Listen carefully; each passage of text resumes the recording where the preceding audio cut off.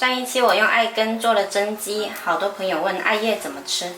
今天我们用艾叶来做一个客家传统菜。最近天气一下子降了好几度，朋友们要注意保暖哦，多吃些暖身的菜。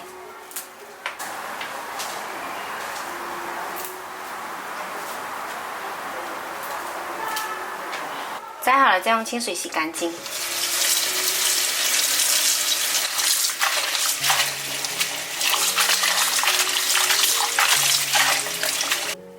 稍微沥干水分，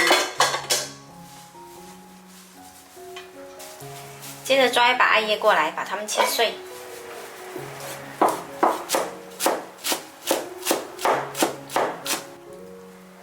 这是我提前剁好的肉末，我们把切碎的艾叶加进来，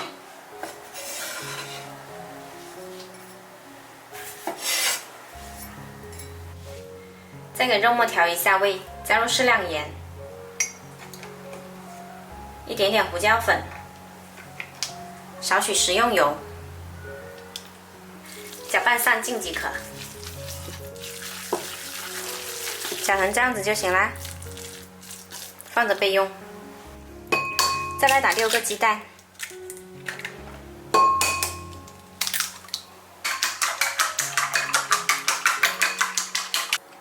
然后我们取一把大一点的勺子，抹上油，把勺子加热。舀入一勺鸡蛋液，摊成薄饼，在鸡蛋液的一头放入肉馅，再把另外一头盖起来。翻面把两面都煎到金黄就做好了。蛋饺全部煎好了之后呢，重新取个砂锅，放一些猪油进来煎香。猪肥膘煎出油了之后呢，我们把艾草放进来，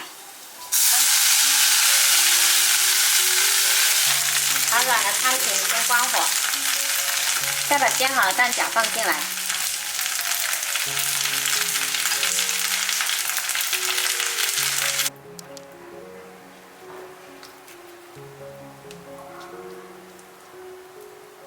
重新调中火，再淋入半碗清水。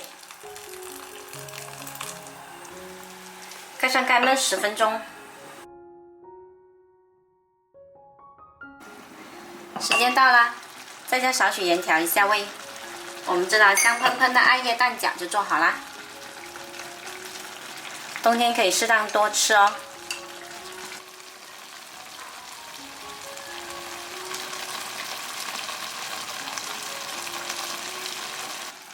喜欢的朋友可以收藏起来试一下。我是小爱，喜欢我的视频记得关注我哦。